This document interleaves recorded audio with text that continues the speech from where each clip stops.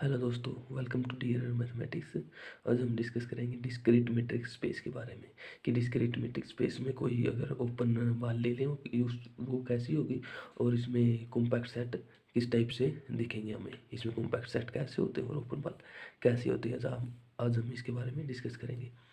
Discrete metric space क्या होता है? अगर हमें कोई एक्स कोई भी सेट दे रखा है और क्या किस तरह से डिफाइन है metric d x y equal to 1 होगा अगर नॉट इक्वल टू वाई है, और 0 देगा जब एक्स इक्वल टू वाई है, then D is metric.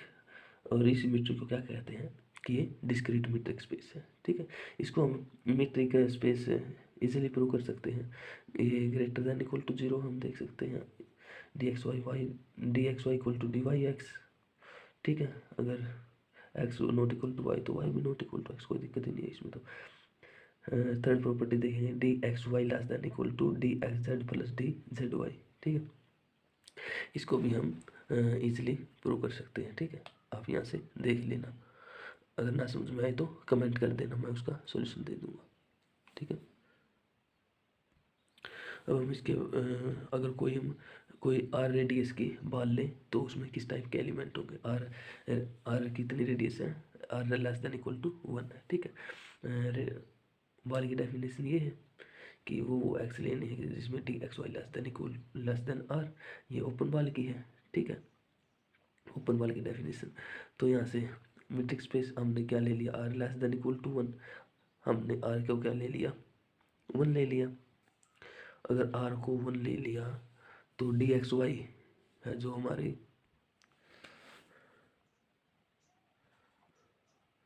D x y क्या थी? 1 जब x not equal to y और 0। ये थी ना मीट्रिक, इसी को डिस्क्रीट मीट्रिक बोल रहे थे। अब हमें क्या मिल रहा है? Less than 1। D x y less than 1 means d x y क्या होगा? 0। और 0 मीन्स उसमें किस टाइप के एलिमेंट होंगे? X equal to y. यानी कि जो हमने वो बाल ली थी ना, जो हमने बाल ली थी किसी सेंटर वाई पे, तो क्या था? वो एक्स लिए थे हमने, वो एक्स लिए थे जिसमें से x y less than r. ठीक, और इसमें किस टाइप के एलिमेंट है? X equal to y. This implies अगर इसमें ओपन बाल में सिर्फ एक ही एलिमेंट होगा और वो जिसपे सेंटर है। ठीक है, इसका मतलब सिंगलटन सेट क्या होगा? ओपन हो गया इन डिस्क्रीट मीट्रिक में। ठीक है, यहाँ से क्या हो गया? D x y less equal to, इसका मतलब 0 होगा। तो this implies x equal to y. X equal to y, इसका मतलब जो ओपन बॉल ली थी हमने एक्स के अराउंड आर रेडियस की, तो क्या आ गई? एक सिंगलटन सेट आ गई जो एक्स है। ठीक है, ये हमने क्या प्रूव कर दिया कि कोई भी सिंगलटन सेट है ना डिस्क्रीट मीट्रिक में ओपन होता है। ठीक है, अब हम इसी का यूज कॉम्पैक्ट में करेंगे कि कोई कॉम्पैक्ट सेट कैसा दिखेगा। अगर के कोई एक्स का सबसेट और के एक्स के पास क्या है? डिस्क्रीट मीट्रिक है, देन के is compact if and only if के इज फाइनाइट। ठीक है, इसको कैसे प्रूव करेंगे? लेट के कोई कॉम्पैक्ट सेट है, इसका कोई के किसके इक्वल हो जाएगा?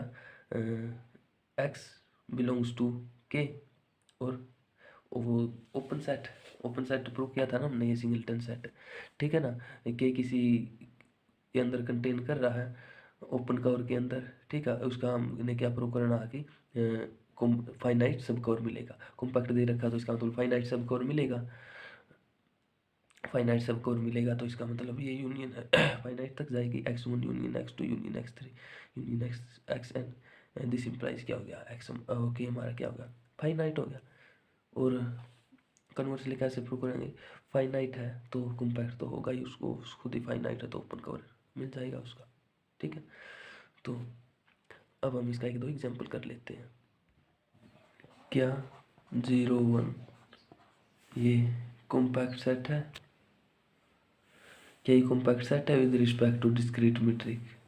Answer is no. क्यों नहीं है? क्योंकि इंटरवल में तो बहुत सारे पॉइंट होते हैं, फाइनाइट नहीं होता इंटरवल, तो इसलिए note compact, note compact because क्या है, not compact because it is not finite. ठीक है, डिस्क्रीट मेट्रिक में अगर फाइनाइट हो गए तभी कॉम्पैक्ट हो गए। ठीक है, थैंक यू।